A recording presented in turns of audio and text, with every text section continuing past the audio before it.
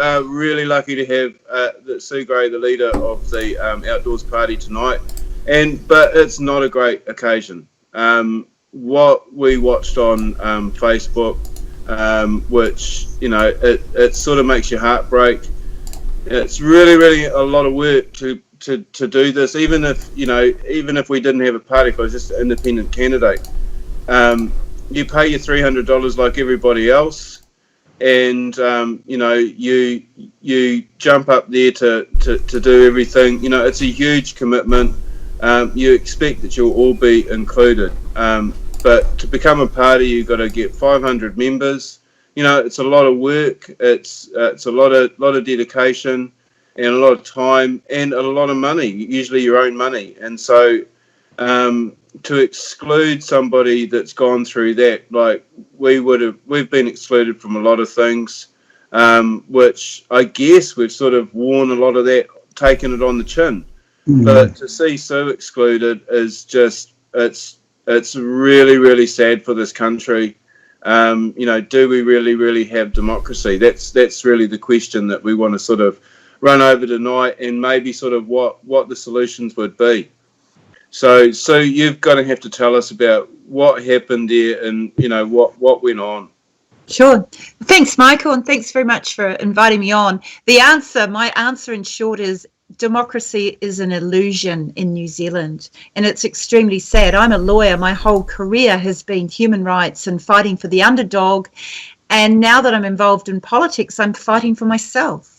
But I'm fighting for myself so that I can represent everybody else, because if I can't get a platform to be heard along with the other candidates, how can the voters possibly choose the best candidate to represent them? And it's almost like the problem has got so bad that the status quo people don't even realise that there's a problem.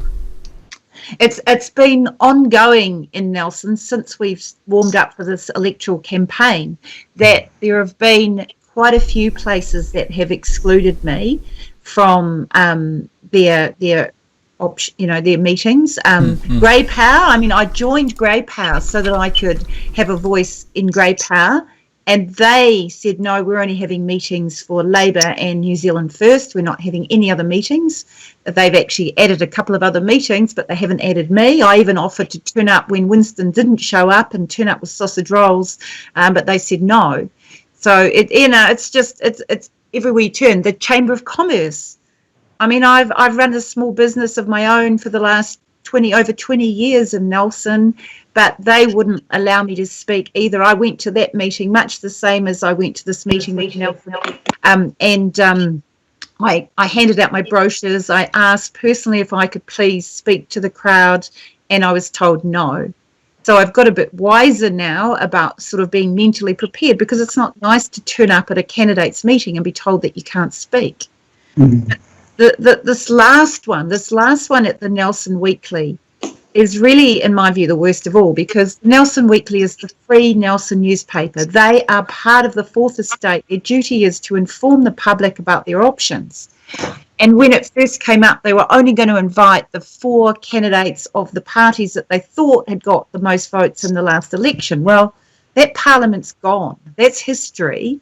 The fact that they got the most votes in the last election should be nothing. We should all be on a level playing field, in my view. Of course, some people are better known than others, but if you keep promoting the same ones and you keep excluding the others, then how do the people know what they're missing? So I went along to that meeting. I went along really early and I got a front row seat. I spoke to the guy who was running the meeting, Ruben, and I said, "Hi, Ruben, I'd really love the opportunity to speak, please." And Ruben said, "No, it'll mess up our format. I want to control this and I don't want my format being messed up." And I said, "Well, what about just a minute or two speaking at the very start before you get into your own format?" He said no to that as well. So, I handed out brochures and then I did my live stream. I was pretty reasonable about the whole thing, I believe. I believe I've got a lot to offer as the co-leader of a party that's got its 500 members. Surely, but I actually believe that every candidate who is prepared to front up should be given a right to be heard. It shouldn't matter where you come from, because everybody's got a lot to offer. And we've actually found we've arranged quite a few of our own minor party debates in the end because we've been excluded from so many at a national and a local level. We've actually found the minor parties have got way more innovation to offer than National or Labor. National Labor is so boring. They spend the whole time arguing about why they didn't do something in the last 10 or 20 years, whereas we're talking about what we can do now. What are the solutions for the future of New Zealand? And to miss out on the chance of talking about those things at a meeting is just really sad for democracy. Yeah, and I mean, we've found the same thing. I mean, we also had the Chamber of Commerce gave us the excuse that it was only those that got over the or got the 5%. Except ACT was there, and ACT never got 5% because you'll remember that Seymour actually told them to give that party vote to somebody else. So the thing is that even saying, well, okay, well that's what you've said you're doing, but that's not what you've actually done. Is still we couldn't crack through. But there's only 8 candidates. And one of them, one poor fella, I mean, he's only just got his signs up recently. We didn't know anything about him. But it doesn't look like he was keen to be included or whatever. But like I've had to fight all the way along.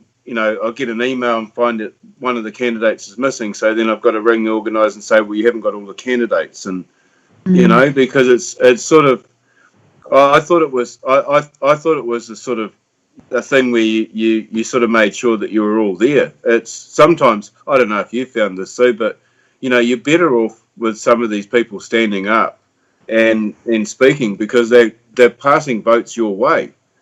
I don't understand I don't understand people having that attitude that you must think that you're worth your salt or don't stand in the first place. If you think that you're just going to get through because you sent somebody on a wild goose chase or something and they didn't turn up and say, yay, therefore I won, that's pathetic. It's got to be a combative thing of ideas.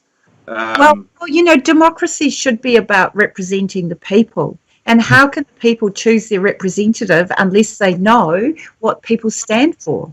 It's absolutely essential for democracy. We've got this problem, and people in New Zealand have almost come to expect that their representatives will lie to them during the election process and then go off and do what they like afterwards. Well, for me, that's not okay. That is not what a representative does.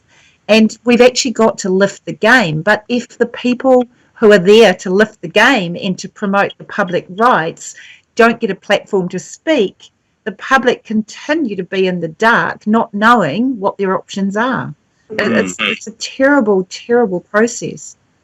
I mean, just going through the whole process of, like, say, even doing a brochure distribution. A lot of people probably wouldn't realise this, but you're paying. You got to pay for that. So you got to pay. Most electorates are 60,000 people. So at minimum, it's 30 or 25,000 brochures. It's around about $5,000, and we're at the moment got people saying, "Oh, I got your brochure.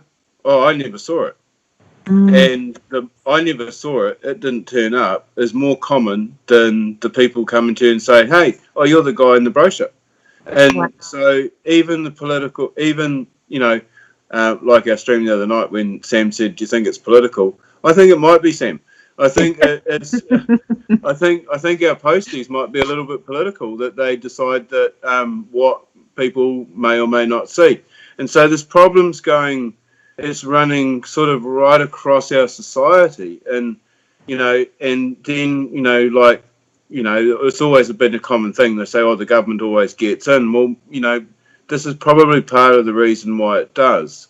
We can't boost a Facebook post at the moment at all. It tells us that we can, and you hit boost and it declines you. Yeah. So Yeah, it's rigged. It's rigged at every level. So we're a registered party under the Electoral Act, so we get a share of the election funding, and we made a submission to, because we were only registered a few weeks before the 2017 election, so we didn't get many votes. We only had 4 candidates, whereas now we've got 28 candidates, a way bigger team, way bigger range of policies. So we wanted to make a submission so the Electoral Commission were aware of that. So we went through this whole process. It takes a lot of time, and we eventually got $51,000. So we didn't get the bottom tier, which is I think $40,000. We got 51,000. And you could say, well, that's a lot of money, and it is a lot of money, except that it doesn't go anywhere with advertising. But then you look at National and Labor; they each get over $1 million each. Ridiculous. Each. And How is that fair? the democratic system, it would be the other way around, surely, because everybody knows Labour and National, and yes, they may have new candidates and stuff, but really, us newbies or the smaller parties are the ones that actually need that cash boost. So it's kind of upside down, isn't it? Totally. Well, National and Labor have got their MPs who are already paid to do the job. So they've been paid for at least the last 3 years.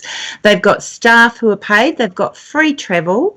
They've got ready access to the media every day through their media teams, whereas as a new party you have no paid staff generally. Everyone's self-funding. We've just had an extra month, so I've had to rearrange my work and my income to spread everything out for an extra month because of the delay, and that's fine. I mean, hey, I'm involved, and I make the commitment. If I've got to work from dawn till dusk every day, that's what I do, and that's okay.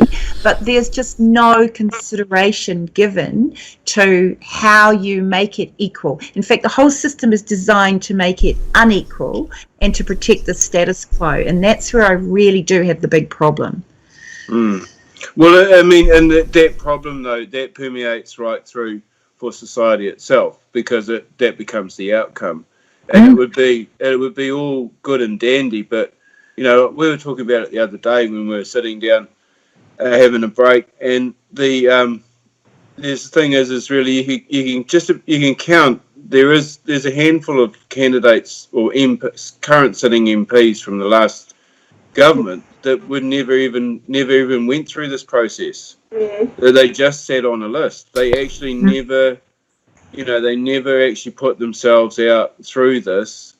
Minister of Justice being one of them, and that's when you think about because the other thing I said to Carly the other day is, I said, I wonder if sometimes politicians are so mean because of how the public, going through this process, you've got to have thick skin.